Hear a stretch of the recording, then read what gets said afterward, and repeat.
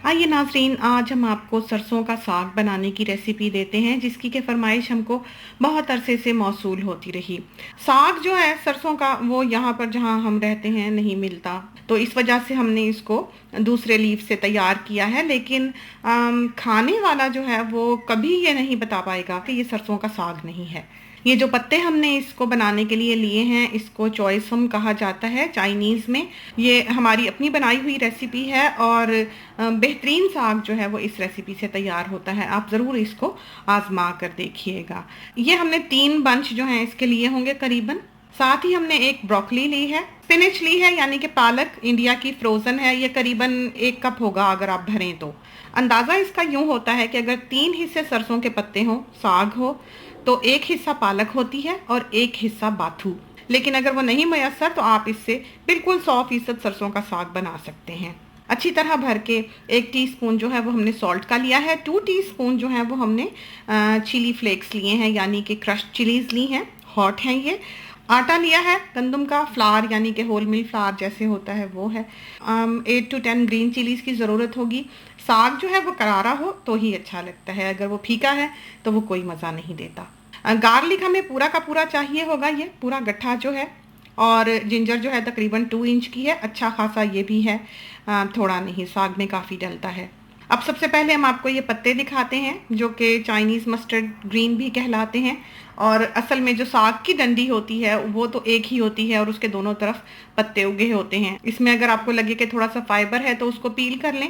साग की जो गंदल होती है उसको भी यूं ही पील किया जाता है जैसे कि हमने किया है, और फिर अंदर से जो नरम हिस्सा होता है उसको पकाया जाता है। गंदलों का साग होता है असल में।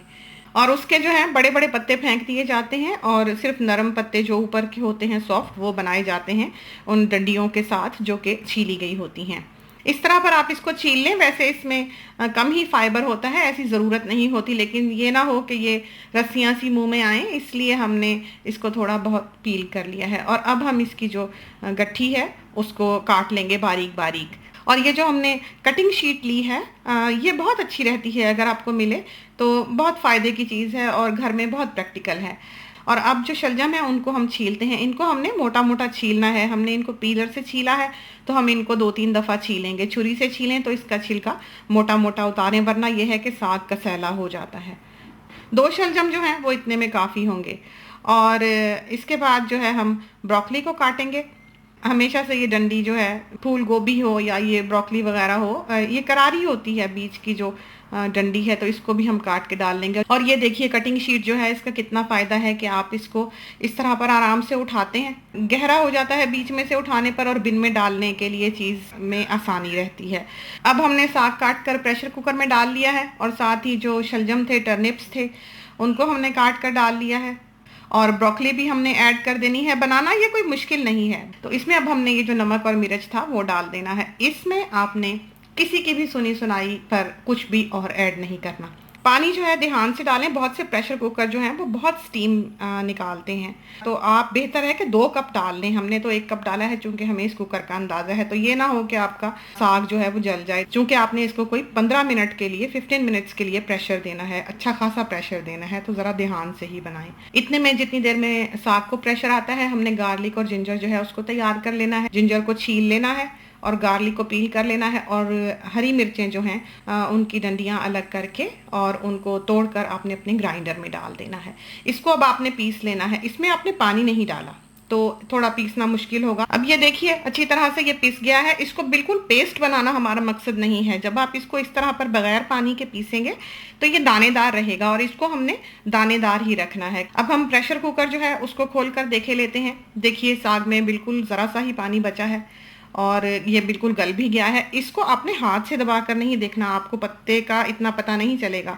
आपने जो पत्ता है उसको चबा के देखना है, उसको टेस्ट करके देखना है कि वो बिल्कुल सॉफ्ट हो गया है, मुलायम हो गया है, तो फिर ठीक है, वरना आप बेशक इसको और पानी डालकर प्रेशर दे दें अगर वो गला नहीं है तो, वरना साग में वो जो लेस होती है वो पैदा नहीं होगी। अब ये देखिए हमने इसका पानी अच्छी तरह सुखा लिया है। सुखाकर हमने इसको ब्लेंडर में डालकर पीस लेना है। इसको पीसने के लिए वो घोटना हुआ करता था, लकड़ी का ऐसे चपटा सा डंडी वाला, मधानी की तरह का, लेकिन हमारे पास वो नहीं है। हम आजकल तो ये सहूलियात हो गई हैं, तरक्की ज़माना ने हमको ये दे दी हैं, तो हम इनको इस्तेमाल कर लेते हैं। साग जो है, जब उसका पानी हमने काफ़ी सुखा लिया, करीबन ड्राई ही हो गया, तो उसको हमने पीस लिया है। अब हम इसको एक डिश में निकाल लेंगे और डिश में निकालने के बाद हम इसको वापस कुकर में डाल देंगे।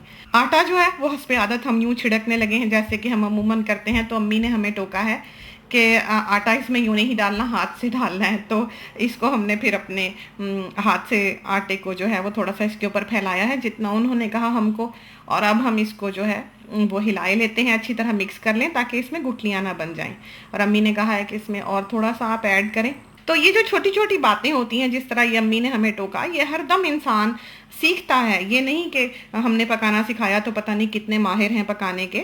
अब जो है खूब खुला ऑयल हम फ्राइंग पैन में लेंगे। किसी ज़माने में तो घी वगैरह लिया जाता था और फिर साग को बटर के साथ खाया जाता था, तो हम तो ऑलिव ऑयल में ही बनाते हैं। तो जो हमने लहसुन अदरक और हरी मिर्चें पीसी थी उसको हमने पिंक कर लेना है। अच्छा, ये जो है इसको पिंक होने में थोड़ा टाइम लगता है। जब आप ये साग बनाने लगे, इस टुकड़े को जहाँ से ये कलर चेंज करता है आप रिपीटेडली ज़रूर देखें। जिस कलर पे आकर हमने इसमें साग डालना है उस पर आपने गौर करना है। वो जले नहीं वरना जायका ख़राब होगा, और वो कच्चा ना रहे वरना उसका जायका ख़राब होगा। बिल्कुल हल्का गुलाबी सा जब इसमें टच आने लगे उस वक्त आपने साग जो है वो तड़के में डाल देना है। साग पर कभी तड़का नहीं लगता, तड़के में साग जो है वो डाला जाता है। अब आप इसको हिला लें। अब आप ये देखिए कि 100% जो साग है ये बना है सरसों का साग, और खाने वाला कभी ये नहीं बता सकता कि ये सरसों का साग नहीं है। और दूसरी बात ये है कि कोशिश ये करें कि साग जो है वो आप बहुत ज़्यादा ना बनाएं। और बाज़ चीज़ें ऐसी होती हैं कि बहुत ज़्यादा बनाएं तो वो मज़े की नहीं बनती, तो साग जो है वो उनमें से एक चीज़ है। खुदा करे कि ये साग आपका बहुत मज़ेदार बने और आपको बहुत पसंद आए। इसके साथ ही हमें इजाज़त दीजिए। अल्लाह हाफिज़।